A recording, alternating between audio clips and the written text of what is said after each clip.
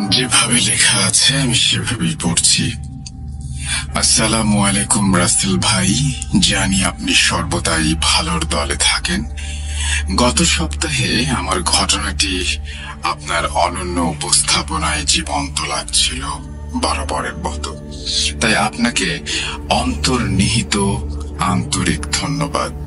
অতীতে ভূত এফএম ও বর্তমানে ভূত.com মিলিয়ে আজ আমার 10ম ঘটনা উপস্থাপিত হতে যাচ্ছে, তাই ভয়ঙ্কর চমকপ্রদ একটি ঘটনা পরিবেশন করলাম। আশা করি শ্রোতা বন্ধুদের শোনার সময় গায়ে কাঁটা দেবেই। ঘটনা শুরুর আগে কয়েকটি কথা বলতে চাই কিছু মানুষকে, যারা প্রায়শই কমেন্টে বলেন যে ঘটনা ভয়ের হচ্ছে না বা প্রায় ঘটনা কমন হয়ে যাচ্ছে, অন্য জায়গায় এর চেয়ে ভালো অনুষ্ঠান হচ্ছে। আমি তাদের বলি, ভয়ের এবং ভৌতিক সব ঘটনা নিয়ে শুধু বাংলাদেশে নয়, ভারতেও রাসেল ভাইকে অনুসরণ করে প্রচুর অনুষ্ঠান শুরু হয়েছে। তাতে কি এসে যায়? একটা কথা বলবো, চকচক করলেই শোনা হয় না। আর ভয়ের কথা বলছেন, ধরুন আপনি আপনার রুমে ঢুকে সুইচ টেপে আলো জ্বালাতেই হঠাৎ আচমকা পেছনে ঘাড়ের কাছে একটি উষ্ণ নিঃশ্বাস অনুভব করলেন। পেছন ফিরে দেখতেই আতঙ্কে আঁতকে উঠে আপনি যে ভয়টা পাবেন, ঠিক সেই ভয়টাই পাবেন রাতে কোনো শুনশান অন্ধকার গলিতে হাঁটতে হাঁটতে আপনার সামনে শূন্য থেকে একটি কাটা মাথা ধপ করে এসে পড়লে। এক্ষেত্রে ঘটনা দুটো আলাদা হলেও ভয়ের পরিভাষা এক। তাই আপনাদের অনেক ঘটনা একই রকম মনে হলেও আদতে কিন্তু তা সম্পূর্ণ আলাদা। আচ্ছা বলুন তো, অন্ধকারের কি কোনো রূপ হয়? না, হয় না। যাই হোক, আর কথা না বাড়িয়ে প্রবেশ করি এক রোমহর্ষক পৈশাচিক জগতে। সেদিন ছিল অমাবস্যার রাত, তার উপর আবার সন্ধ্যা থেকেই ঈশান কোণে গোমরা মুখে কালো মেঘটাও যেন ধৈর্যের বাঁধ ভেঙে কাল বৈশাখী হয়ে আছড়ে পড়ছে প্রকৃতির ওপর। ফলে কর্দমাক্ত রাস্তা ভীষণ বিপদ সংকুল হয়ে পড়ে। গাঙ্গুলিয়া থেকে পৌরোহিত্য করে ফিরছিলাম। 3 ক্রোশ রাস্তা ভেবেছিলাম একটু পা চালিয়ে হাঁটলে নিশ্চয়ই সন্ধ্যার আগে পৌঁছে যাব আমার গ্রাম বাঁশখাটায়। তাই মুখুজ্জে মশাইয়ের অনেকবার বলা সত্ত্বেও তাদের গরুর গাড়িতে আসেনি। এখন দেখছি গাড়িতে এলে হয়তো ভালোই করতাম। অগত্যা সেই পিচ্ছিল রাস্তায় যতটা সম্ভব সাবধানে হাঁটতে শুরু করলাম ঘরের উদ্দেশ্যে। বৃষ্টিটা একটু ক্লান্ত হয়ে থেমেছে। কাদা রাস্তায় সাবধানে পা ফেলে যতক্ষণে গ্রামের সীমানায় পৌঁছালাম, ততক্ষণে সন্ধ্যা ঘনীভূত হয়েছে। রাস্তাটা যেহেতু চেনা, তাই অন্ধকার পথে নিজেকে ভাসিয়ে দিলাম। সেদিন মনটা মেয়েটার জন্য একটু বেশি আকুল ব্যাকুল হচ্ছিল। সন্তান সম্ভবা পাগলি মাটা কি জানি সারাদিনে কি খেলো, কি করলো। প্রসবের দিন শীঘ্রই ঘনিয়ে আসছে। নিজের কাজটাও ঠিক করে করতে পারে না। যদিও ভোলার মাকে বলে এসেছিলাম শ্যামার যেন একটু খেয়াল রাখে, কিন্তু তার তো বিকেলে চলে যাওয়ার কথা। জানে আমি তার আগেই চলে আসব। এখন জানি না সে আছে না চলে গেছে। দ্রুত পা চালাবো, এমন সময় পাশের জঙ্গল থেকে একটি চি চি শব্দ ভেসে আসতে লাগলো। চমকে উঠলাম, ভাবলাম হয়তো কোনো জন্তু জানোয়ার। কিন্তু কিছু বুঝে ওঠার আগেই হঠাৎই জঙ্গল কাঁপিয়ে একটা আর্তনাদ ভেসে আসে। আতঙ্কে শিউরে উঠি। কোনো কিছু অপ্রাকৃতিক অমঙ্গলের আশঙ্কা আঁচ করতে পেরে মনটা ভয়ে কেঁপে উঠছিল বারবার। ইষ্ট দেবতার নাম করে দ্রুত পা চালালাম। তারপর থেকে মনে হচ্ছিল কেউ যেন আমার পিছু নিয়েছে। মন্দিরের কাছাকাছি আসতেই দেখি গ্যাস লাইটের আলো বেশ কয়েকটি ছায়া মূর্তিকে চিরে ছিটকে বেরিয়ে আসছে। ব্যাপার কি? এত রাতে লোকজন কেন জড়ো হয়েছে মন্দিরে?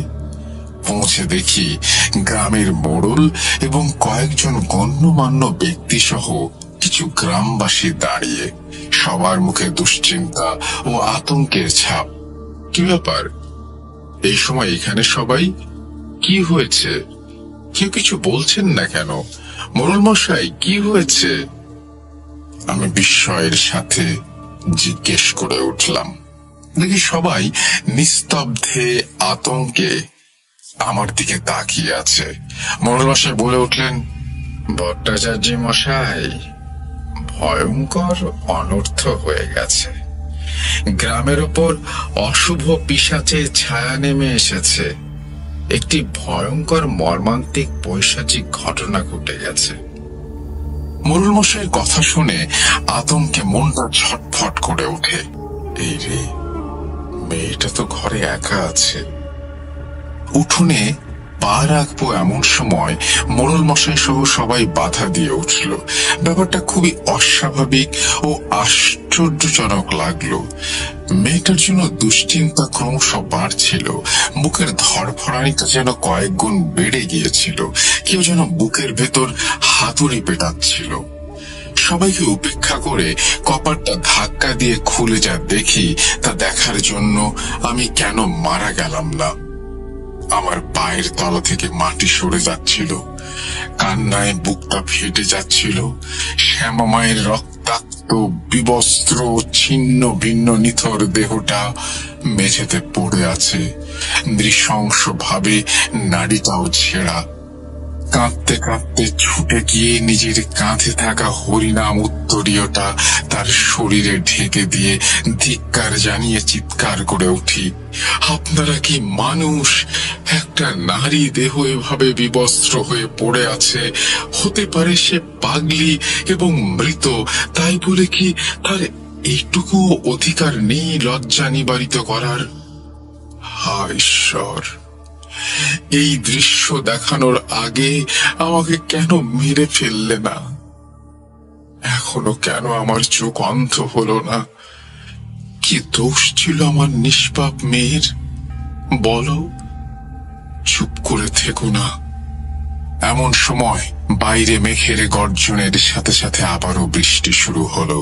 সেই সঙ্গে জঙ্গলের মধ্য থেকে পুনরায় চি চি শব্দ ও আর্তনাদ ভেসে আসতে গ্রামের লোকেরা ভয়ে যে যার মতো দৌড়ে অন্ধকারে মিলিয়ে গেল। মোড়ল মশাই যাওয়ার আগে উদ্বিগ্ন ও গম্ভীর স্বরে বলে গেলেন, ভট্টাচার্য মশাই, পিশাচি পাগলিটাকে মেরে ওর পেটের বাচ্চাটাকে ছিঁড়ে খেয়ে ফেলেছে। ওই শুনতে পাচ্ছেন পিশাচের চিৎকার? তাই তো ভয়ে কেউ ওর কাছে যেতে পারেনি।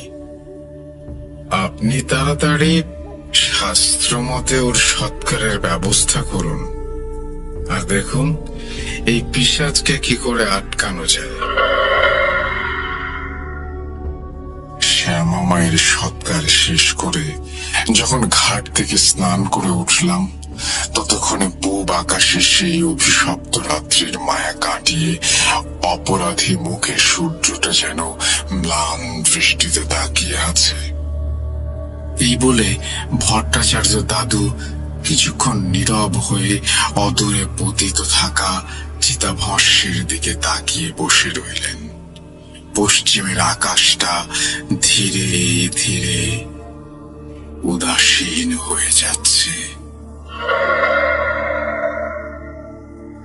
2015 সেবার বিদেশ থেকে ফেরার সময় রাতে বাসের মধ্যে অশরীরী সমরেশের কাছ থেকে চা বাগানের মেয়েরূপী পিশাচিনীর কাহিনী শুনতে গিয়ে ভয়ঙ্কর অভিজ্ঞতা হয়েছিল। তা তো আপনারা সকলেই জানেন। আর তারপর থেকে আমার ভূত প্রেতের প্রতি ভয় ও বিশ্বাস আরো কয়েক গুণ বেড়ে গেছে। সেবার শ্বশুর বাড়িতে ছুটির বেশ কিছুদিন কাটিয়েছিলাম। ফলে স্বভাবতই বিভিন্ন সময় বিভিন্ন মানুষের সঙ্গে আলাপচারিতা ও আড্ডার আসর বসত। সেরকমই ওখানকার শ্মশান কালী মন্দিরের পুরোহিত প্রায় বছর ৮০ নিবারণ ভট্টাচার্য প্রিয়ার ভট্টাচার্য দাদুর সাথে বসে আলাপ হয়ে যায় বেশ। আর যেহেতু উনি শ্মশানেই থাকেন, তাই ওনার কাছ থেকে যে অলৌকিক ঘটনার সম্ভার থাকবে সে বিষয়ে কোনো সন্দেহ নেই। এই ভেবে এক বিকেলে আমি, প্রিয়া ও তার দুজন কাজিন মিলে হাজির হই তার কুটিরে। এখানে বলে রাখি, ভট্টাচার্য দাদুর ৩ কুলে কেউ ছিল না, তাই বহু বছর আগে তৎকালীন গ্রাম প্রধানের তত্ত্বাবধানে মন্দিরের পাশেই শ্মশানের কাছে তার বাসযোগ্য একটি ছোট্ট কুটির বানিয়ে দেয়া হয়েছিল। ভট্টাচার্য দাদু সেই থেকে ওখানেই থাকেন।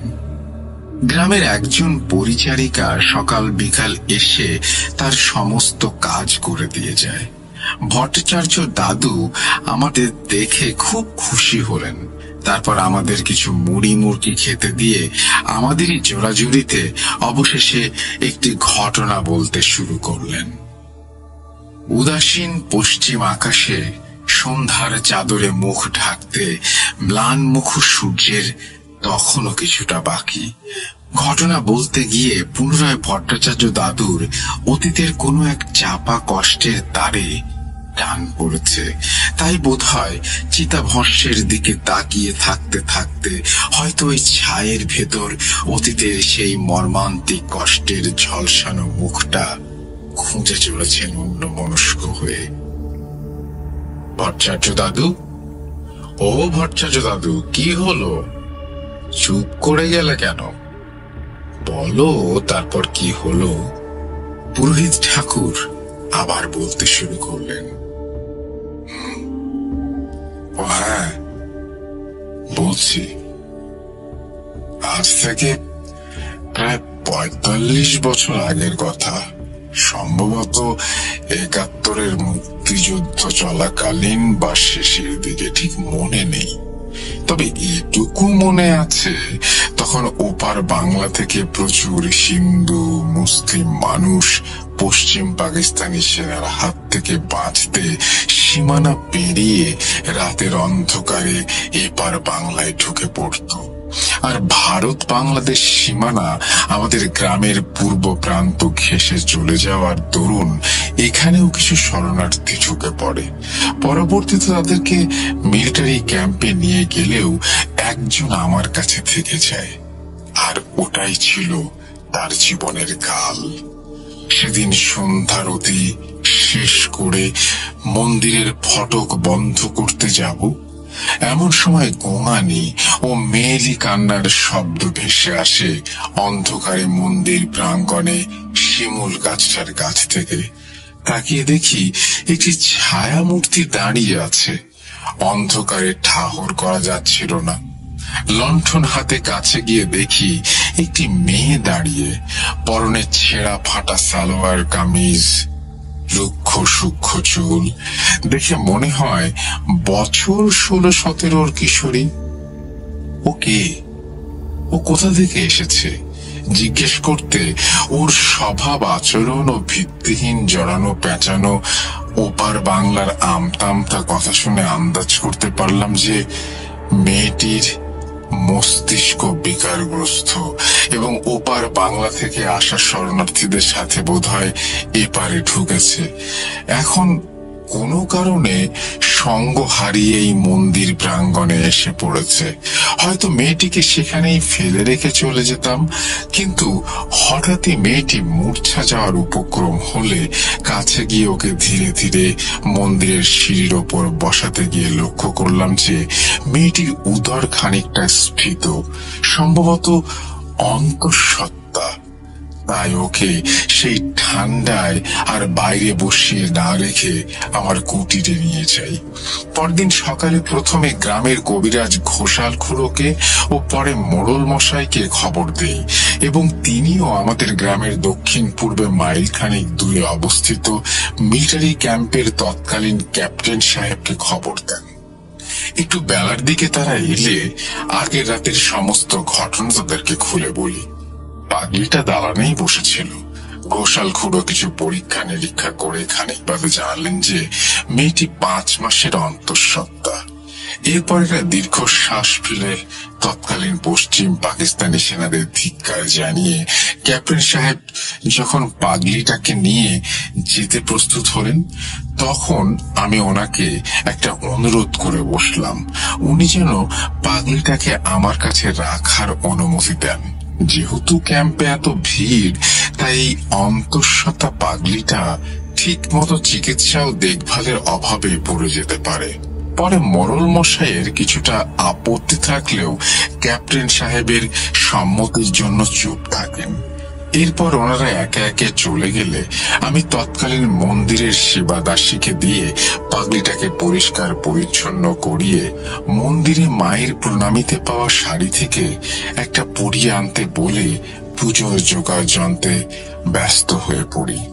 খানিক বাদে পেছন থেকে অস্পষ্ট বাংলাদেশি ভাষায় আনমনে বাবা ডাক শুনে পেছন ফিরে দেখি লাল পেড়ে লাল শাড়ি পরিহিত এক অপরূপ সুন্দরী নারী দাঁড়িয়ে, যেন মা করুণাময়ীর চিন্ময়ী রূপ। মনের অজান্তেই ডেকে উঠলাম, শ্যামা মা। সেই থেকে পাগলিটার নাম মায়ের নামে রাখি শ্যামা। এরপর থেকে ঘোষাল খুড়োর ওষুধ আর আমাদের সেবা শুশ্রূষায় শ্যামা মা ধীরে ধীরে সুস্থ হয়ে উঠেছিল, আর ওর ভেতর বেড়ে ওঠা নবপ্রাণটাও ধীরে ধীরে বড় হচ্ছিল। আমি প্রায়ই শ্যামাকে বলতাম, ছেলে হলে শিবাই আর মেয়ে হলে সরস্বতী নাম রাখবো। যদিও গ্রামের কিছু বাজে ছেলে পুলে দল বেঁধে মাঝে মাঝে মন্দিরে এসে শ্যামাকে খ্যাপাতে লাগলো, কিন্তু তাও বন্ধ হয় ক্যাপ্টেন সাহেবের নজরদারিতে। সেই থেকে সবকিছু ঠিকই যাচ্ছিল, কিন্তু অদৃষ্টে অন্য কিছু লেখা ছিল, তাই সুখ হয়তো বেশি দিন টেকেনি। নরকের কীট পিশাচের হাতে তার প্রাণটা বেঘরে যায়। এই বলে ভট্টাচার্য দাদু আবারও থামলেন। চোখের কোণায় যেন এতদিনের চাপা বেদনার গরল অশ্রু ঝরে পড়ছিল। আমরা সবাই বলে উঠলাম, কষ্ট পেও না, যা হবার তা বহু বছর আগে হয়ে গেছে। এখন বলো, সেই পিশাচের কি হলো? ভেজা চোখের কোণটা গামছা দিয়ে মুছে আবারও বলতে শুরু করলেন ভট্টাচার্য দাদু। দেখতে দেখতে 1 মাস কেটে যায়। সেই পিশাচের আর্তনাদ ও চিঁচি শব্দ এক আধবার গ্রামের কেউ শুনতে পেলেও আর কেউ মারা যায়নি। সেদিনও ছিল অমাবস্যার রাত। পাগলিটা যাওয়ার পর থেকে আমার পৃথিবীটি যেন শূন্য হয়ে গিয়েছিল। রাতে ঘুম আসতো না। গভীর রাতে সেই আর্তনাদ চিঁচি শব্দে হঠাৎ চমকে উঠি। পরক্ষণেই মনের ভুল ভেবে উড়িয়ে দেই। তখনও রাত্রির মায়া কাটিয়ে ভোরের আলোর দেখা মেলেনি। পূবের জানালা দিয়ে শুধুমাত্র ক্ষীণ আলোর রেখার আভাস আসছে।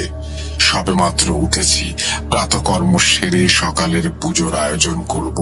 এমন সময় কপাটে সজোরে একটা ধাক্কার শব্দ, এবং সঙ্গে সঙ্গে কপাটের ওপাশ থেকে এক ভয়ার্ত কণ্ঠস্বর ভেসে আসে, ঠাকুর, ঠাকুর, তাড়াতাড়ি কপাট খোলো, সর্বনাশ হয়েছে পিশাচে। কথা শেষ করতে পারে না সে। কপাট খুলে দিতে গিয়ে দেখি হুড়মুড়ি একজন ঘরের ভেতরে এসে পড়ল। তুলতে গিয়ে দেখি, আরে গণেশ না? কিরে, কি হলো? হঠাৎ এই কাক ভরে হন্তদন্ত হয়ে আমার এখানে? কিরে, কি ব্যাপার? সব ঠিক আছে তো? তোর চোখ মুখ এরকম ভয় শুকিয়ে গেছে কেন?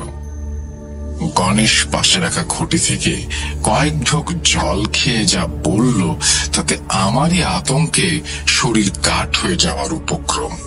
গণেশ হাঁপাতে হাঁপাতে বলল, ঠাকুর, কি বলবো, ভয় আমার গায়ে কাটা দিচ্ছে। সেই পিশাচ আবার ফিরে এসছে। উত্তর পাড়ার হারুগো, হারুলাল, ওই যে মাধব গোসাইয়ের ছেলে, পিশাচ তাকে মেরে ফেলেছে ঠাকুর। সে কি ভয়ঙ্কর দৃশ্য, তাকানোই যায় না। ও পাড়ার রতন গো, প্রতিদিনের মতো প্রাকৃতিক ডাকে সাড়া দিয়ে পূবের খালপাড়ের জঙ্গলে গিয়ে সবে বসেছে। এমন সময় মাথায় 2-3 ফোঁটা জলের মতো কিছু একটা টপ টপ করে পড়তেই হাত দিয়ে মুছতে গিয়ে দেখে হাতে লালচে রঙের চ্যাটচ্যাটে তরল কি যেন একটা লেগে আছে। একটু চমকে উঠে উপরে তাকিয়ে যা দেখে, চিৎকার দিয়ে কাঠ হয়ে যায়। এই বলে আরো কয়েক ঢোক জল খায় এবং তারপর আমতা আমতা করে যা বলে তা শুনে রীতিমতো আমারও আতঙ্কে রক্ত হিম হয়ে আসে। সে এক বিভৎস ভয়ঙ্কর পৈশাচিক দৃশ্য। রতন নাকি মাথা তুলে দেখে রক্তাক্ত কিছু একটা ঝুরছে। লণ্ঠনটা উঁচু করে দেখতে গিয়ে আতঙ্কে ভয়ে তীব্রটা ধাক্কা খায় বুকে। দেখে শেওড়া গাছের লতার ঝুড়িতে একটা কাটা মাথা। না না, কাটা বললে ভুল হবে, ধর থেকে যেন ছিঁড়ে উপড়ে নেওয়া একটি মাথা ঝুলছে, হারুর মাথা। রতন বাবা গো মা গো বলে লণ্ঠনটা ফেলে এক দৌড় দেয়। কয়েক পা যেতে না যেতেই পাশে ঝোপের মধ্যে আরো কিছুতে হোঁচট খেয়ে হুড়মুড়িয়ে পড়ে যায়। সেই ফ্যাকাশে অন্ধকারে ও হাতড়ে হাতড়ে যা অনুভব করে, তারপর নিজেকে ধরে রাখতে পারেনি, চিৎকার দিয়ে অজ্ঞান হয়ে লুটিয়ে পড়ে। সেটি ছিল একটি মাথাবিহীন ধর। পরে কাক ভরে আরো 2 জন সেই পথ দিয়ে যাওয়ার সময় ঝোপের আড়ালে আবছা দেখে কেউ উপুর হয়ে পড়ে আছে। ওরা বিস্মৃত হয়ে ঝোপটাকে একটু সরাতে গিয়ে সেই বিভৎস দৃশ্যটা দেখে এবং তারা চিৎকার দিয়ে ওঠে। পরক্ষণে একটু সাহস সঞ্চার করে ধরহীন দেহটার ওপর পড়ে থাকা লোকটাকে সরিয়ে দেখে রতন। পরে তারাই কোন রকমের রতনকে তুলে পাশের পাড়ার একটি বাড়ির দালানের উপর শুইয়ে মোড়ল মশাই সহ গ্রামের মানুষকে খবর দেয়। গণেশও গিয়ে সেই বিভৎস দৃশ্য দেখে আতঙ্কে স্তম্ভিত হয়ে যায়। রতনের জ্ঞান ফিরতে সমস্ত ঘটনা শুনে এবং মোড়ল মশাইয়ের নির্দেশে আমাদের কাছে এসে ডেকে নিয়ে যাওয়া হয়। চণ্ডী মণ্ডপ পেরিয়ে যখন সেখানে পৌঁছালাম, তখন পূবের খালপাড়ের বনের আড়ালে বিস্তৃত সূর্যের আঁকিবুঁকি হালকা নজরে পড়েছে। দেখি মোড়ল মশাই ও হীরেন বাবু আরো কয়েকজন গণ্যমান্য ব্যক্তি সহ নির্বাক দৃষ্টিতে রতনের দিকে তাকিয়ে বসে আছে। রতন আবারও অজ্ঞান হয়ে দালানে শুয়ে আছে। পাশে ওর বউ বাচ্চা বিলাপ করছে। তার খানিকটা দূরে মাধব গোসাই ও তার পরিবার হৃদয় বিতারক কান্নায় ফেটে পড়েছে। অথচ হারুর দেহটা কোথাও দেখতে পাচ্ছি না। মোড়ল মশাইকে জিজ্ঞেস করতে উনি জানান যে ওই বিভৎস দৃশ্য দেখার পর কেউ সাহস করে আর দেহটাকে এখানে আনতে পারেনি। ক্যাপ্টেন সাহেবও দেখলাম এসে পৌঁছালেন। উনি বললেন, গতবারে পাগলিটার মৃত্যু সংবাদ আমার কাছে পৌঁছানোর আগেই সৎকারের অনুমতি দিয়েছি, কিন্তু ভুল করেছিলেন মোড়ল মশাই।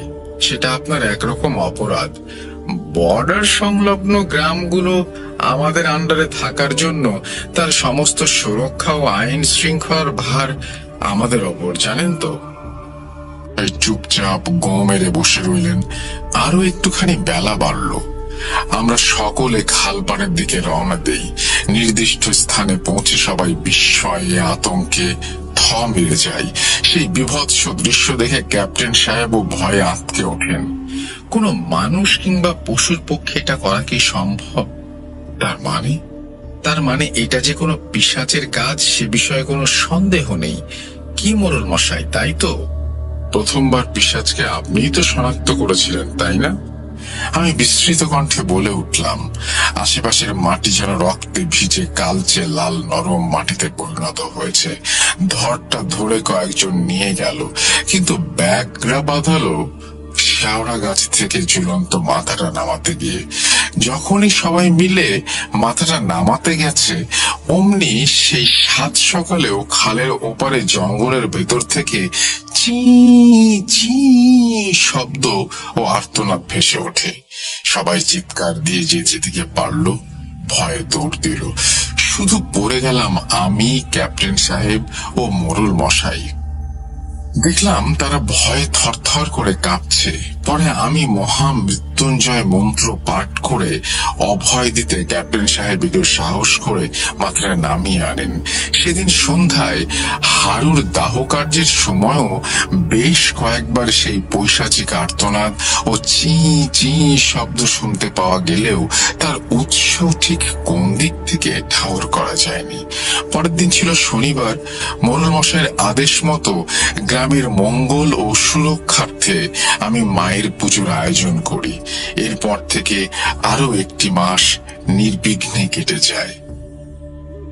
আবারও ভট্টাচার্য দাদু খানিকটা থামলেন। বাকিরা তখন ঘটনা শোনার নেশায় বিভোর থাকলেও সেই মুহূর্তে ভট্টাচার্য দাদুর মুখে কিঞ্চিত পরিবর্তন আমার চোখ এড়াল না। আমি জিজ্ঞেস করতে যাব, তার আগে ভট্টাচার্য দাদু পুনরায় বলতে শুরু করলেন, সেদিনও ছিল অমাবস্যা। আমরা সবাই চণ্ডী মণ্ডপে বসে আগামী মুনি অমাবস্যার তিথিতে গ্রামের বার্ষিক কালী পূজার আয়োজন উপলক্ষে আলোচনা করছিলাম। সবাই যে যার মতো মত রাখছিল। শুধু মোড়ল মশাইকে দেখলাম চুপচাপ অন্যমনস্ক ভাবে কিছু একটা ভাবছিলেন।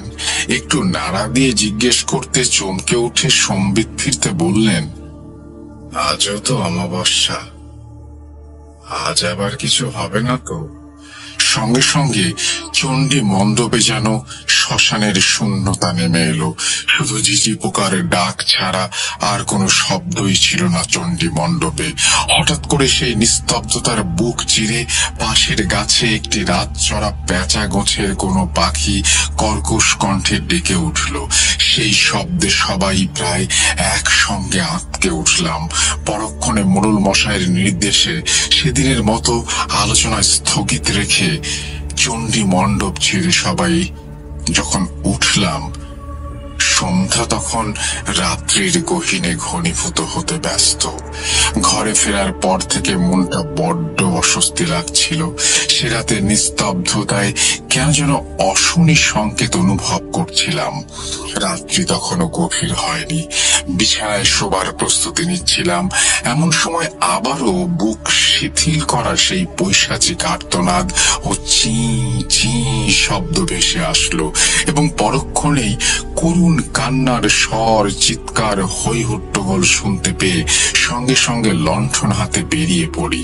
ভোলাদের বাড়ি পেরিয়ে ডান দিকের রাস্তাটা ধরতেই অদূরে মিত্তিরদের বাড়ির সামনে গ্যাস লাইট, লণ্ঠন হাতে কিছু মানুষ সমাবেশ লক্ষ্য করলাম। তাড়াতাড়ি পা চালিয়ে গিয়ে দেখি হীরেন মিত্তিরের বাড়ির উঠোনে মানুষের জমায়েত।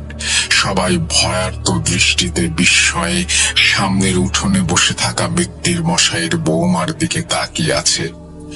মিত্তির মশাইয়ের স্ত্রী বৌমা অঝরে কাঁদছিল। পাশে কাঠ হয়ে হতভম্বের মতো দাঁড়িয়ে তিনি ছিলেন। মোড়ল মশাইও এসে পৌঁছালেন। দেখি তার মুখেও অজানা আতঙ্কের ছাপ। কি হয়েছে জানতে চাইলে মিত্তির মশাই যা বলেন তা শুনে আতঙ্কে রীতিমতো শিউরে উঠি। মিত্তির মশাই জানান যে চণ্ডী মণ্ডপ থেকে ফিরে রাতের খাওয়া দাওয়া সেরে ওনার ছেলে রাকেশ প্রতিদিনের চেয়ে একটু আগেই শুতে চলে যায়। তখনও ঘুমননি মিত্তির মশাই। স্ত্রী পাশে বসে রেকাবিতে পান সাজাচ্ছিলেন। এমন সময় বৌমার চিৎকার ও পৈশাচিক আর্তনাদ শুনতে পান তারা। সঙ্গে সঙ্গে ছুটে চলেন ছেলের ঘরের দিকে। তারা ভয়ে বিস্ময়ে অবাক হয়ে যান। দেখেন বৌমা পাগলের ন্যায় চিৎকার করে কাঁদছে। রাকেশ কোথাও নেই। ভাঙা জানালার দিকে তাকিয়ে আতঙ্কে দুজনেই চমকে ওঠেন। সমস্ত ঘটনা জানতে চাইলে বৌমা কাঁদতে কাঁদতে জানায় যে সবার খাওয়া দাওয়া শেষ হবার পর রান্নাঘর গুছিয়ে সে যখন শোবার ঘরে যায়, দেখে রাকেশ পাথরের মতো ঠায় বসে পশ্চিমের জানলার দিকে তাকিয়ে আছে। সেদিকে একবার দেখে মুখ ফিরিয়ে নিয়ে রাকেশের দিকে তাকাতেই সে আতঙ্কে শিউরে ওঠে, কয়েক পা ছিটকে পিছিয়ে যায়। সেই সঙ্গে হ্যারিকেনটা ধাক্কা লেগে মাটিতে পড়ে ভেঙে চৌচির হয়ে যায়। বৌমা দেখে রাকেশের চোখ নিশ্চল পাথর, যেন ঠিকরে বেরিয়ে আসছে, সাথে দু চোখ বেয়ে রক্ত টপ টপ করে পড়ছে। সেই অতি প্রাকৃতিক অবস্থা আঁচ করে ওঠার আগেই সঙ্গে সঙ্গে চি চি শব্দ ও ভয়ঙ্কর পৈশাচিক আর্তনাদ পেছন থেকে ভেসে আসে। মুহূর্তে জানালার শিখগুলো মরমর করে ভাঙতে থাকে। আতঙ্কে চিৎকার করেছে যখন পেছনে দেখে, যা দেখে তা দেখার জন্য সে মোটেও প্রস্তুত ছিল না। দেখে জানালার শিখগুলো ফাঁক করে একটি বিভৎস পৈশাচিক কালো ধোঁয়ার ন্যায় মূর্তি ঘরে প্রবেশ করেছে। পরনে ধুতির মতো কিছু একটা সাদা কাপড় পরা, দুটি জ্বলন্ত চক্ষু গহ্বর ব্যতীত আর কোনো অস্তিত্বই বোঝা যাচ্ছিল না। সেই পৈশাচিকতা আন্দাজ করে ওঠার আগেই পিশাচটা রাকেশের একটি পা ধরে হিঁচড়াতে হিঁচড়াতে জানালার ফাঁক দিয়ে বেরিয়ে অন্ধকারে অদৃশ্য হয়ে যায়। মিত্তির মশাইয়ের কথা শেষ হতে না হতেই চণ্ডী মণ্ডপের দিক থেকে আবারও সেই পৈশাচিক আর্তনাদ ও চি চি শব্দটা ভেসে আসে। তড়িঘড়ি করে সবাই মিলে সেখানে গিয়ে পৌঁছাতেই যে বিভৎস দৃশ্য দেখি, তা দেখে রীতিমতো বাবা গো মাগো বলে কয়েকজন পড়ি মরি করে হাতের লণ্ঠন ফণ্ঠন সব ফেলে দৌড়ে অন্ধকারে মিলিয়ে যায়। মিত্তির মশাই আর সহ্য করতে না পেরে অজ্ঞান হয়ে যান। মোড়ল মশাই সহ বাকি সবাই ঠক ঠক করে কাঁপছিলেন। সমগ্র চণ্ডী মণ্ডপের চাতালটা তাজা রক্তে ভিজে গেছে। তার মাঝখানে রাকেশের ছেঁড়া মাথাটা পড়ে আছে, কিন্তু ধরটা কোথায় সেটা না দেখতে পেয়ে এদিক ওদিক তাকাচ্ছিলাম। এমন সময় গাছের ওপর থেকে থপ করে রাকেশের মাথাবিহীন ধরটা চাতালের উপর এসে পড়ল। শিউরে উঠে ওপরের দিকে তাকাতেই সবাই লক্ষ্য করলাম সেই জ্বলন্ত দুটি চোখ আমাদের দিকে কয়েক মুহূর্ত তাকিয়ে পৈশাচিক আর্তনাদ ও চিঁচি শব্দ করতে অদৃশ্য হয়ে যায়। পরদিন ক্যাপ্টেন সাহেব সহ গ্রামবাসীদের সামনে রাকেশের দাহ কাজ শেষ করে উঠতে বেলা হয়ে যায়। এই বলে ভট্টাচার্য দাদু থেমে পাশে খানিক আগের রেখে যাওয়া চায়ের কাপটা তুলে নিয়ে একটা চুমুক দিলেন। আমরাও নিজে নিজে চায়ের কাপে চুমুক দিয়ে পরক্ষণে বলে উঠলাম, আচ্ছা, সেই পিশাচটিকে কি কোনোভাবেই আটকানো সম্ভব হচ্ছিল না? নির্মম ভাবে এতগুলো প্রাণ নিল। নির্মম? হ্যাঁ, আমার শ্যামা মায়ের প্রাণটাও নৃশংসভাবে নিয়েছিল। এই বলে একটা দীর্ঘশ্বাস ফেলে আবারও বলতে শুরু করলেন। ঘাট কাজ শেষ করে আমরা সবাই যখন চণ্ডী মণ্ডপে এসে বসে চিড়ে বাতাসা খেতে খেতে আলোচনায় বসলাম, ততক্ষণে প্রায় মধ্য গগনে সূর্যের তীব্র দৃষ্টি বর্ষিত হচ্ছে। ক্যাপ্টেন সাহেব বলে উঠলেন যে এবার থেকে প্রতি অমাবস্যায় তিনি পাহারা বসাবেন গ্রামে। এমন ভাবে তো চলা সম্ভব না। মোড়ল মশাই চুপচাপ অন্য মনস্ক ভাবে কিছু একটা ভাবছিলেন লক্ষ্য করলাম। সে বিষয়ে তার রায় জানতে যাব তার আগেই তিনি রীতিমতো উন্মাদের মতো চেঁচিয়ে বলে উঠলেন, না না, ওসব পাহারায় কিছু হবে না। আমি এই গ্রামে আর কাউকে মরতে দেব না। আমি কালই তারাপীঠ গিয়ে তান্ত্রিক বাবাকে নিয়ে আসব, উনি শেষ ভরসা। আমরা সবিস্ময়ে জানতে চাইলাম, উনি কি করতে চাইছেন?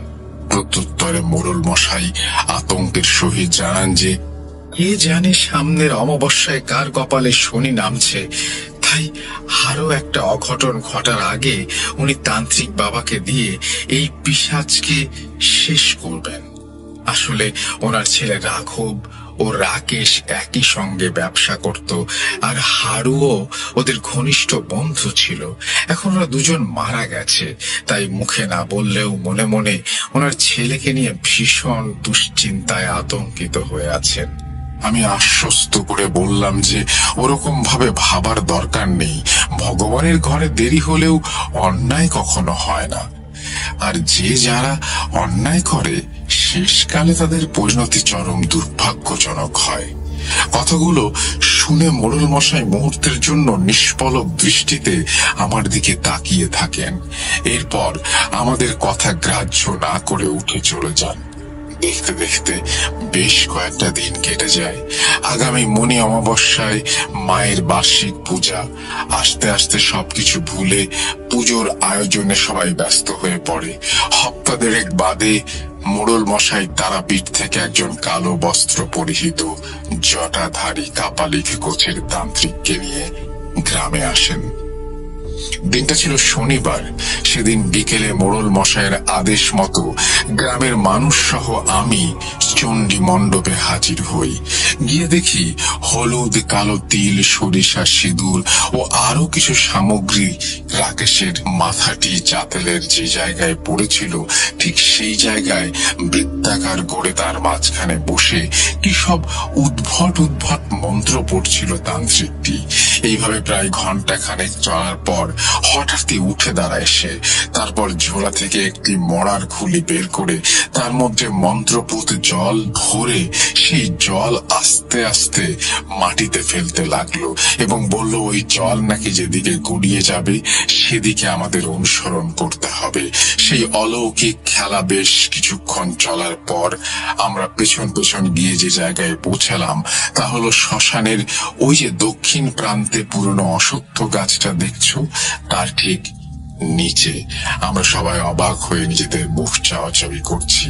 এমন সময় দেখি তান্ত্রিকটি বম তারা বলে সেই জল ছিটিয়ে দিয়ে গাছটাকে আরো 3 বার প্রদক্ষিণ করে। তারপর একটি লাল সুতো দিয়ে অশ্বত্থ গাছটাকে 3 পাকে বেড় দিয়ে বেঁধে সাথে সাথে মনে হলো সেই চিঁচি শব্দটা ক্ষণিক শুনতে পেলাম, অথচ বাকিদের মুখের ভাব ভাব দেখে মনে হচ্ছিল না যে তারা শুনতে পেয়েছিল কিনা। এক রাশভারী কর্কশ গম্ভীর কণ্ঠস্বরে খানিক বাদে সেই তান্ত্রিকটি বলে উঠল, চিন্তার কোনো কারণ নেই, পিশাচটাই গাছেই থাকে। আমি তাকে বেঁধে দিয়েছি। এখন আগামী কৃষ্ণপক্ষের চতুর্দশী তিথিতে আমি আবার আসব, তখন একে বন্দি করে নিয়ে যাব। সেই পর্যন্ত খবরদার এই মন্ত্রপুত সুতো যেন কেউ না কাটে। এরপর সবাই আবার চণ্ডী মণ্ডপে ফিরি। তান্ত্রিকটি মোড়ল মশাইয়ের কাছ থেকে একটা ভালো অঙ্কের টাকা ও নানাবিধ জিনিস দক্ষিণা নিয়ে সেই রাতটা তার বাড়িতে কাটিয়ে পরদিন চলে যায়। দেখতে দেখতে কৃষ্ণপক্ষের চতুর্দশী চলে এলো। রাত পোহালেই মায়ের পুজো, অথচ আয়োজনের শেষ পর্বেও কেউ ঠিক করে মনোযোগ দিতে পারছিল না। তান্ত্রিক বলে গেছিল এই দিনই আসবে, কিন্তু এখনো পর্যন্ত এলো না। এই নিয়ে আমিও একটু চিন্তিত হয়ে পড়েছিলাম, যদিও মনটা কেন জানি বলছিল কাল মায়ের পুজো শেষ হওয়ার পরে এই গ্রামের ওপর থেকে সমস্ত অমঙ্গলের ছায়া কেটে যাবে। মোড়ল মশাই বিকেল থেকেই মন্দিরের দক্ষিণ প্রাঙ্গণে এক কোণায় চুপচাপ বসে অন্য মনস্কভাবে কি ভেবে চলেছিলেন। বাকিরা মণ্ডপ সাজাতে, গ্যাস লাইট লাগাতে ব্যস্ত। আমি ওনার কাছে গিয়ে জিজ্ঞেস করলাম, কি ব্যাপার মোড়ল মশাই, আপনাকে এরকম অন্য মনস্ক দেখাচ্ছে কেন? কি এত ভাবছেন? মায়ের ওপর ভরসা রাখুন, সব ঠিক হয়ে যাবে। তান্ত্রিক ঠিক এসে পড়বে, চিন্তা করবেন না। রাঘবকে দেখছি না, প্রতিবারই ওই তো তদারকি করত। মোড়ল মশাই সেই অন্য মনস্ক ভাবে বললেন যেন রাঘব নাকি বন গায়ে গেছে ব্যবসার কাজে, কাল ফিরবে। আরো কিছু কথা হওয়ার পর আমি ওনার কাছ থেকে বিদায় নিয়ে রান্না যেদিকে বসেছে সেদিকে গেলাম। আসলে পুজোর আগের রাতে সারা রাত্রি ধরে নানা রকম আয়োজন চলে, তাই সেই রাতে সবার জন্য অস্থায়ীভাবে মন্দির প্রাঙ্গণে থাকা ও খাওয়ার ব্যবস্থা করা হয়। এই নিয়ে সবাই আনন্দে মেতে থাকে, কিন্তু সেবারের পরিবেশটা একটু থমথমে ছিল। তখন প্রায় আন্দাজ মধ্যরাত্রি। মন্দিরের প্রাঙ্গণে 2টি গ্যাস লাইটের দ্বারা সৃষ্ট আলোক বলয় ব্যতীত আশেপাশের সমগ্র শ্মশান প্রান্তরটি যেন নিকষ কালো অন্ধকারের চাদরে মোড়া। ধীরে ধীরে দম ফুরিয়ে আসা গ্যাস লাইটের আলো নিভু নিভু হচ্ছে, আর সেই সঙ্গে ওই নিস্তব্ধ রাক্ষসে আধার যেন সন্তর্পণে আমাদের দিকে এগিয়ে আসছে গিলে খাওয়ার জন্য। এমন সময় এই নিস্তব্ধতার বেড়া জাল ভেঙে আচমকাই গম্ভীর কর্কশ কণ্ঠস্বর ভেসে উঠল, মোড়ল মশাই। সবাই চমকে আতঙ্কে শিউরে উঠি। বুকের ধরফরানিটা আকস্মিকভাবে কয়েক গুণ বেড়ে যায়। মোড়ল মশাই চেয়ারে বসে একটু ঝিমাচ্ছিলেন। ওই ডাকে হঠাৎই চমকে উঠতে গিয়ে প্রায় পুড়েই যাচ্ছিলেন। খানিক বাদে ঠাহর করে বিস্ময়ে বলে উঠলেন, আরে, এই যে তান্ত্রিক বাবা, রাত হলেও উনি ঠিকই এসেছেন। আমরা জানি যে তান্ত্রিকের রাশ ভারী গলা, কিন্তু সেই কণ্ঠস্বরটি আরো রসকসহীন রুক্ষ সূক্ষ্ম লাগছিল। আমরা সবাই সেদিকে তাকাতে সে গাঢ় অন্ধকারেও অদূরে অশ্বত্থ গাছটার কাছে হালকা সাদা রঙের কিছু একটা ঠাহর করতে পারছিলাম। মোড়ল মশাই গ্যাস লাইটটা তুলে নিয়ে সেদিকে যাবেন, এমন সময় আবারও অন্ধকার থেকে বাজখাই কণ্ঠে ধমক ভেসে উঠল, না, আলো আনবি না, আমার ক্রিয়ায় বাধা পড়বে। তোরা সকলে আমার পিছু আয়। এই ক্রিয়ার জন্য গ্রামের সীমানার বাইরে যেতে হবে। তান্ত্রিকের আদেশ মতো আমরা সকলে অন্ধকারে তার অনুসরণ করলাম। সে নিশ্ছিদ্র আধারে কেবলমাত্র সামনে একজন সাদা ধুতির মতো বস্ত্র পরিহিত ছায়ামূর্তি হেঁটে যাচ্ছিল। ওইভাবে মন্ত্রপুতের মতো কিছুক্ষণ চলার পর ঘোরটা কাটল আবারও সেই কর্কশ কণ্ঠে, এইখানে থাম। এটা শুনে ঠাহর করে বুঝতে পারলাম আমরা গ্রামের পূর্বে বর্ডার বরাবর কাঁচা রাস্তা ধরে বেশ কিছুটা এসেছি। হঠাৎই সেই তান্ত্রিক রূপী ছায়া মূর্তিটি অস্পষ্ট অচেনা ভাষায় মন্ত্র পড়তে পড়তে বিদ্যুতের মতো এক পলকে আমাদের চারপাশে একটা গণ্ডি কেটে দিল। সবাই একটা ঘোরের মধ্যে থাকলেও আমি মনে মনে কিছু একটা অমঙ্গলের আশঙ্কা করছিলাম এবং আতঙ্কিত হয়ে উঠছিলাম। কি করে একটা মানুষ প্রায় 400 মানুষকে নিমিষে প্রদক্ষিণ করতে পারে, তা আবার এই অতল অন্ধকারে? কিছু জিজ্ঞেস করার আগেই ফ্যাঁস ফ্যাঁসে কণ্ঠে তান্ত্রিকটি বলে উঠল, খবরদার, এই গণ্ডির মধ্যে কেউ বের হবি না, হলে ওই পিশাচের হাতে মারা পড়বি। আমি পুজোয় বসতে গেলাম, ভোর হলে তোরা গ্রামে ফিরিস। এরপর কিছু বুঝে ওঠার আগেই হঠাৎই ঘন অন্ধকারে মিলিয়ে গেল। রাত কয়েক প্রহর হয়েছে খেয়াল নেই, তবে আন্দাজ ব্রহ্ম মুহূর্তের ঠিক আগে হবে। আচমকাই গ্রামের দিক থেকে সেই বিভৎস পৈশাচিক ওই চি চি আর্তনাদ ভেসে আসে এবং তার ঠিক পর মুহূর্তেই একটি রাশভারী কণ্ঠস্বরে যেন অন্তিম চিৎকার ভেসে আসে। সবাই অজানা আতঙ্কে শিউরে উঠে নিজেদের মধ্যে জিজ্ঞেস করতে থাকি যে কি হলো, কে ওই চিৎকার করতে পারে। উদ্বিগ্নে ভয়ে কোন রকমে সেই অতিকায় দীর্ঘ রাত্রির অবসান ঘটিয়ে সূর্যের এক ঝলক আভা গায়ে পড়তেই মোড়ল মশাইয়ের নির্দেশে আমরা সবাই দ্রুত গ্রামের উদ্দেশ্যে পা চালাই। চণ্ডী মণ্ডপের পাশে আসতেই সবাই আতঙ্কে ভিমড়ি খেয়ে পড়ি। কয়েকজন বাবাগো মাগো বলে প্রাণ নিয়ে যে যেদিকে পারল দৌড়ে পালালো। শির দ্বারা দিয়ে যেন হিমেল স্রোত বয়ে গেল। চণ্ডী মণ্ডপের পাশের গাছটা থেকে একটি ধরহীন মাথা ঝুলছে। মাথাটা থাকলেও বেশভূষায় আন্দাজ করা যায় যে কে এই ব্যক্তি। মোড়ল মশাই আতঙ্কে কাঁপতে কাঁপতে বলে উঠলেন, কিন্তু গত রাত্রিরে তার সাদা গায়ে ধুতির ন্যায় বস্ত্র ছিল, তার মানে ওটাই কি তবে সেই? ভয়ে আর কিছু বলতে পারলেন না। ঈশ্বরের নাম নিয়ে আতঙ্কে চোখ বন্ধ করলেন। কালো বস্ত্র পরিহিত ধরহীন দেহটাকে পরিষ্কার বোঝা যাচ্ছিল যে এটা সেই তান্ত্রিকেরই দেহ। খানিক বাদে পাশের ঝোপে তার জটাধারী কাটা মাথাটা দেখে গণেশ চিৎকার দিয়ে মূর্ছা যায়। যে কজন সেখানে ছিলাম কয়েক মুহূর্তে সেই বিভীষিকাময় পরিস্থিতিতে হতবাক হয়ে থম মেরে দাঁড়িয়ে যাই। আচমকা মোড়ল মশাই পাগলের মতো বিলাপ শুরু করলেন, ও ছাড়বে না, ও আমার ছেলেকে মেরে ফেলবে, ছাড়বে না, না না না, ছাড়বে না, ছাড়বে না। আমি একটা দীর্ঘশ্বাস ফেলে বলে উঠলাম, চিন্তা করবেন না মোড়ল মশাই, সবই অদৃষ্ট। আজ মায়ের পুজো, সব ঠিক হয়ে যাবে। কিন্তু আমার কথা শেষ হতে না হতেই মোড়ল মশাই উন্মাদের মতো বিড়বিড় করতে করতে ছুটে চলে যান। ততক্ষণে ক্যাপ্টেন সাহেবও চলে এসেছেন। এরপর সব দেহ ওনার তত্ত্বাবধানে দাহ করার ব্যবস্থা করতে বলে আমি গণেশকে নিয়ে মন্দিরের উদ্দেশ্যে রওনা দেই পুজোর আয়োজন করতে। দাহ কাজ সম্পন্ন করতে করতে দুপুর গড়িয়ে বিকেল হয়ে আসে। এদিকে একে একে সবাই ভিড় করতে শুরু করে মণ্ডপে। রাত্রি দ্বিপ্রহরে পুজোয় বসবো প্রস্তুতি নিচ্ছিলাম। দেখলাম ভয়ে ভয়ে কয়েকজন মহিলা সহ মোড়ল গিন্নি শ্মশানের দিকে তাকাতে মণ্ডপে এসে পৌঁছালেন।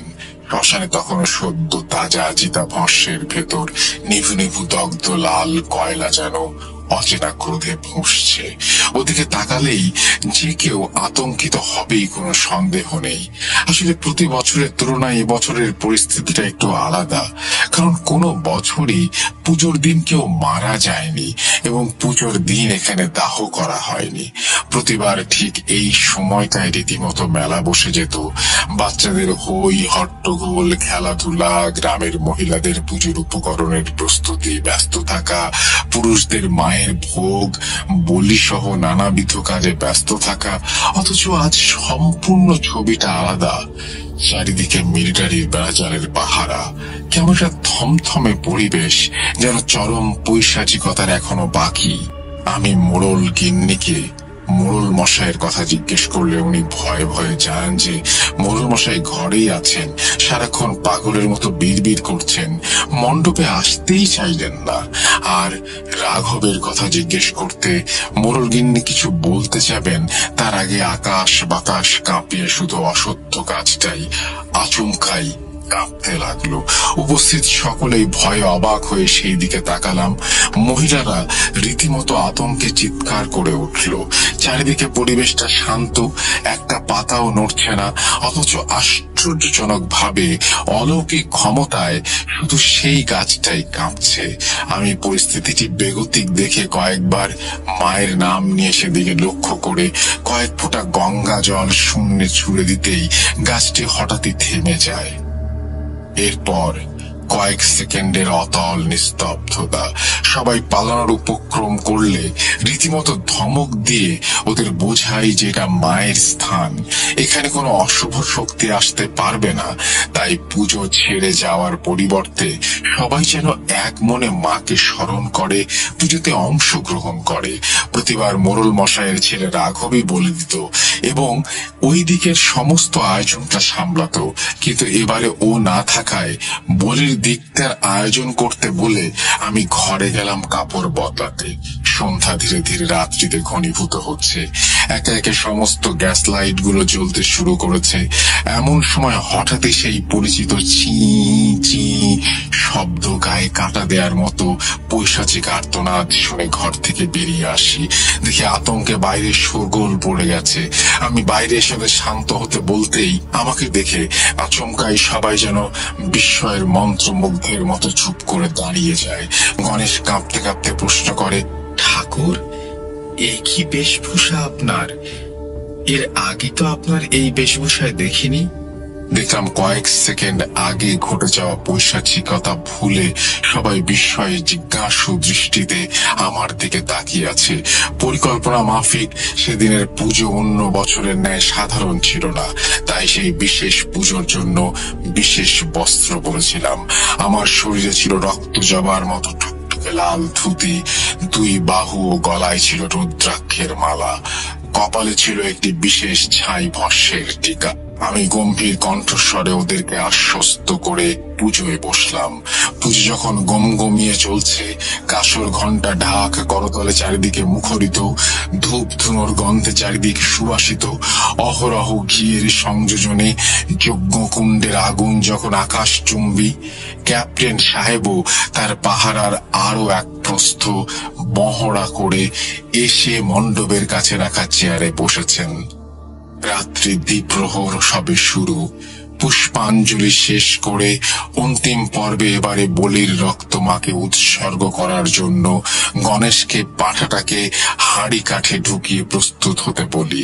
চাল দূর্বা ছড়িয়ে সবে পাঁঠাটার কপালে সিঁদুরের তিলক পরাবো, এমন সময় ঘটে যায় এক সাংঘাতিক ঘটনা। চারিদিক তখন তুমুল ঝড় উঠেছে। হঠাৎই শেয়ালের অহরহ হাড় হিম করা চিৎকারে বুকের ভেতরটা ছ্যাঁত করে ওঠে। সেই অতি প্রাকৃতিক ভয়ঙ্কর পরিবেশের মাঝে আচমকাই অশ্বত্থ গাছটার দিক থেকে করুণ কান্না, ওরে শেষবারের মতো প্রাণ ভিক্ষার স্বর ভেসে আসে।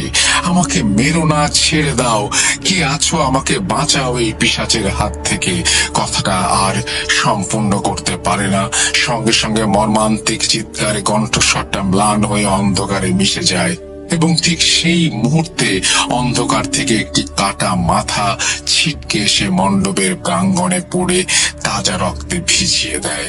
আর ঠিক তারপর মুহূর্তেই হাড় হিম করা চেনা পৈশাচিক আর্তনাদ, চি চি শব্দে কেঁপে ওঠে সমগ্র পরিবেশটা।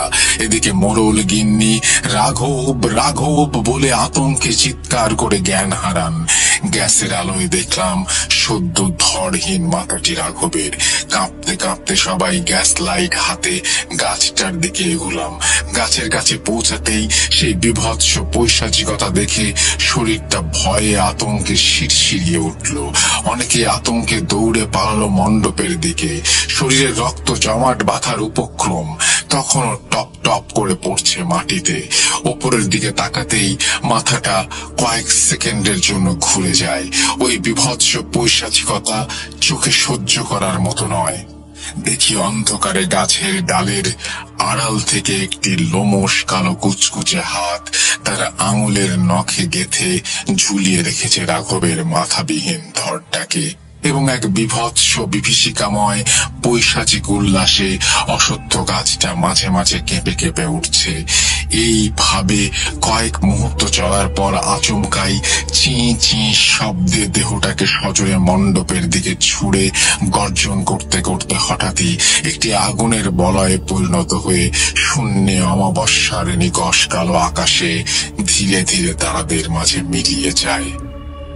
আমরা হতবাক হয়ে সেই দৃশ্য দেখছিলাম। ভ্রমটা কাটতে তড়িঘড়ি করে মণ্ডপে আসতে দেখি ওখানে একটি অস্বাভাবিক ঘটনা ঘটে গেছে।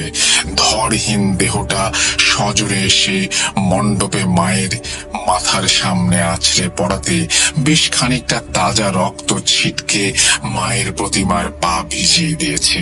সবাই সেই দৃশ্য দেখে রীতিমতো ভয় আতঙ্কে বিলাপ করতে শুরু করি। মায়ের বলি সম্পূর্ণ হয়নি, তার উপর আবার এই অঘটন। মা যদি রুষ্ট হয়। আমি এক দীর্ঘশ্বাস ফেলে সবাইকে শান্ত হতে জানাই। দেখুন, প্রকৃতিতে কখন কি ঘটবে তা কেউ আমরা জানি না। মা যে কখন কিভাবে তার পুজো গ্রহণ করবেন তাও কেউ আমরা জানি না। আর কিভাবে বা কোন বলি গ্রহণ করবেন তাও কেউ জানি না। শুধু এটুকুই বলবো, মায়ের পুজো নির্বিঘ্নে সম্পন্ন হয়েছে। যেভাবেই হোক মায়ের পা তাজা রক্তে ভিজেছে। কে জানে, অদৃষ্ট হয়তো এভাবেই এই বিভীষিকাময় পৈশাচিক পরিস্থিতির সমাপ্তি লেখা ছিল। সবাই একটু ধাতস্থ হলে মায়ের ঘট বিসর্জন দিয়ে এসে যতক্ষণে রাঘবের সৎকারে হাত লাগলো ততক্ষণে ঝলমলে সূর্য অমাবস্যার সেই রোমহর্ষক রাত্রির বাঁধন ছেড়ে পূব আকাশে নতুন উদ্যমে উকি দিতে ব্যস্ত। এরপর থেকে আর কেউ মারা যায়নি ওই পিশাচের হাতে।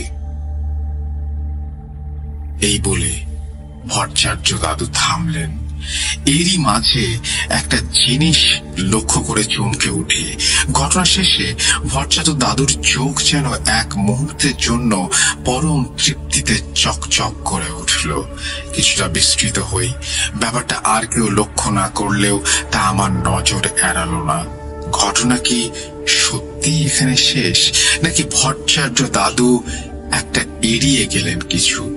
ঘটনাটি যখন তিনি বলতে শুরু করেছিলেন তখন তার চোখে যেরকম বেদনা ও গ্লানির ছাপ স্পষ্ট ছিল, আর এখন সম্পূর্ণ তার বিপরীত। কিছু জিজ্ঞেস করব তার আগেই ভট্টাচার্য দাদু আমাকে একরকম থামিয়ে বলে উঠলেন, তোমরা এখন এসো বাচ্চারা। মায়ের সন্ধ্যারতির সময় হয়ে গেছে, আমি এখন মন্দিরে যাব। কিন্তু আমি নাছোড়বান্ধা পুরোহিত ঠাকুরকে বেশ করে ধরলাম। না না দাদু, ওটি হচ্ছে না। এই ঘটনার মধ্যে এমন কিছু একটা আছে যা আপনি আমাদের কাছে লুকিয়ে গেছেন। আমরা না হয় সন্ধ্যারতি শেষ হওয়ার পরেই শুনবো বাকি অংশটা, কিন্তু আপনাকে তা বলতেই হবে। ভট্টাচার্য দাদু বেগতিক অবস্থা দেখে একরকম নিরুপায় হয়ে ঠিক আছে বলে মন্দিরে প্রবেশ করলেন। আমরা সবাই বিভোর হয়ে সেই মৃন্ময়ী রূপী শ্যামা মায়ের সন্ধ্যারতি দেখতে লাগলাম। দেখতে দেখতে মায়ের চরণ যুগলের দিকে চোখ যেতে বুকটা ছ্যাঁত করে উঠল। এই সেই চরণ যা আজ থেকে 40-45 বছর আগে মানুষের রক্তে রাঙায়িত হয়েছে। ভয়ে কেঁপে উঠে চোখটা সরিয়ে নেই। সন্ধ্যারতি শেষ করে মন্দিরের সিঁড়ির ওপর আবার বসলো আমাদের আসর। ভট্টাচার্য দাদু অদ্ভুত ভাবে এবারে গম্ভীর স্বরে বলতে শুরু করলেন, আমি পাগলি মায়ের নিথর দেহটা আগলে বসে অঝরে কেঁদেছি। এদিকে একে একে সবাই চলে যাওয়ার পর গণেশও যখন চিতাটা সাজিয়ে প্রাণ নিয়ে পালালো, তখন বুকে একরাশ ব্যথা বেদনা জড়িয়ে কাঁদতে কাঁদতে সবে পাগলিটার চিতায় আগুন দেব, সঙ্গে সঙ্গে অসত্য গাছটার কাছ থেকে সেই চিঁ চিঁ ও পৈশাচিক আর্তনাদ ভেসে আসে। তার পরক্ষণেই আতঙ্কে তার শরীরটা কাঠ হয়ে যায়। গলা দিয়ে স্বর বেরোচ্ছিল না, হৃৎপিণ্ডটা যেন পাদর ছেড়ে বেরিয়ে আসবে। একটি বাচ্চার লালা মাখানো চ্যাটচ্যাটে হাত সজোরে আমার হাত খামচে ধরে বাধা দেয়।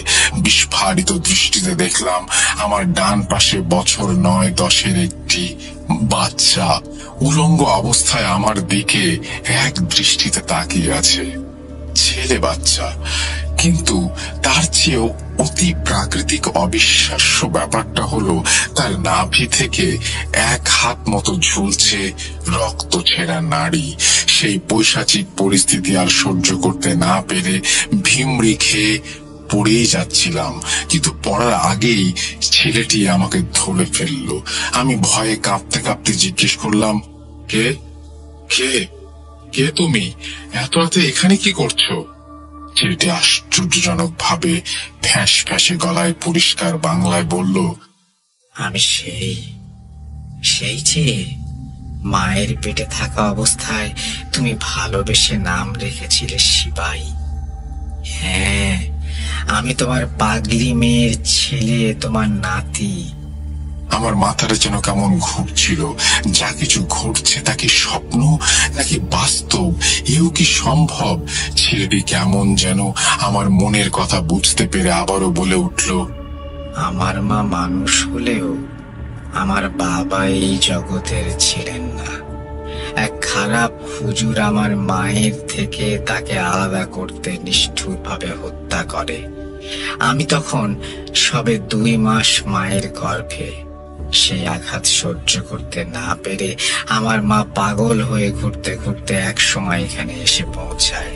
আমি মানুষের গর্ভ থেকে জন্ম নিলেও আসলে মানুষ নই। আমাদের জগৎ আলাদা।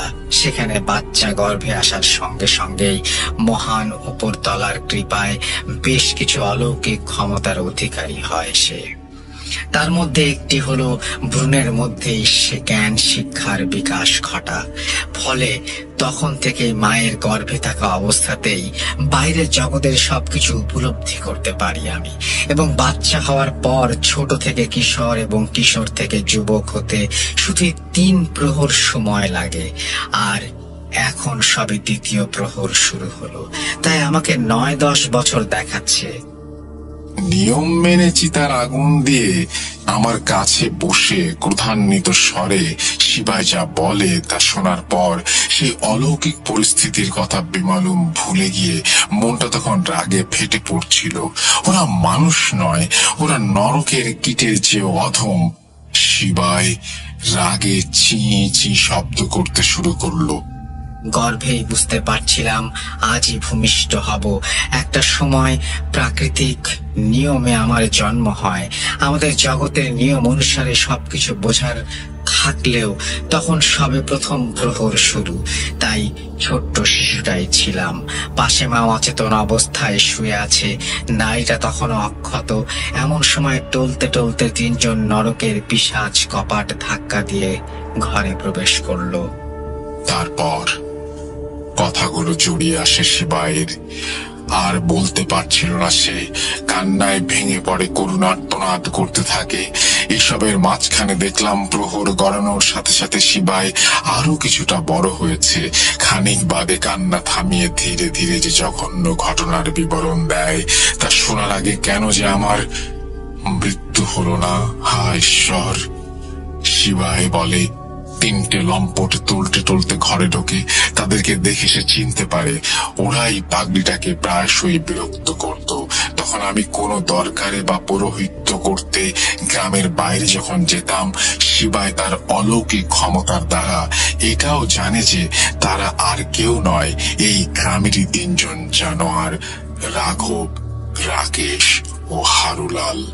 পাশে ধুলোয় ছোট্ট শিশু অবস্থায় রক্ত লালা মাখা শিবায় শুয়ে ছটফট করছিল।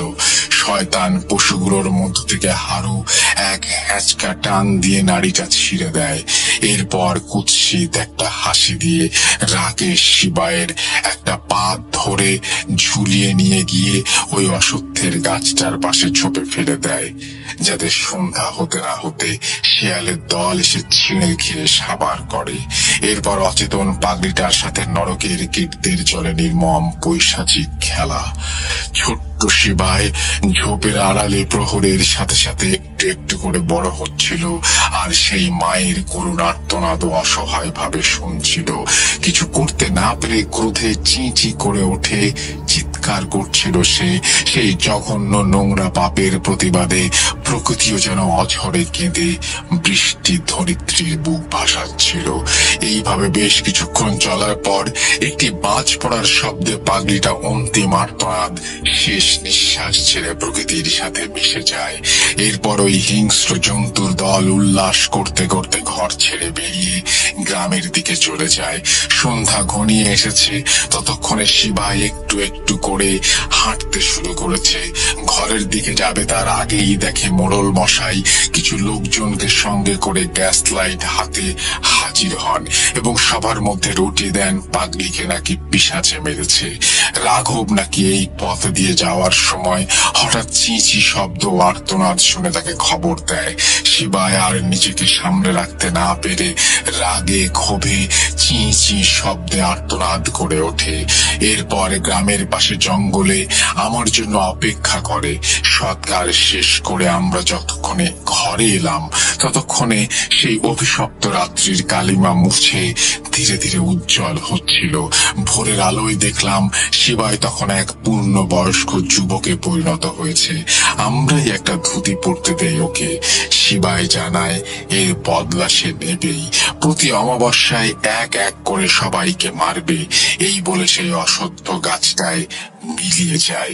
তারপর থেকে পরবর্তী দুটি অমাবস্যায় পরিকল্পনার প্রথম চরণ অনুযায়ী যথাক্রমে হারুলাল ও রাকেশকে নির্মম শাস্তি দেওয়ার পর রাঘবকে মায়ের চরণে বিশেষভাবে বলি দেওয়ার পরিকল্পনা থাকলেও ব্যাগড়া দেয় সেই কাপালিক তান্ত্রিক।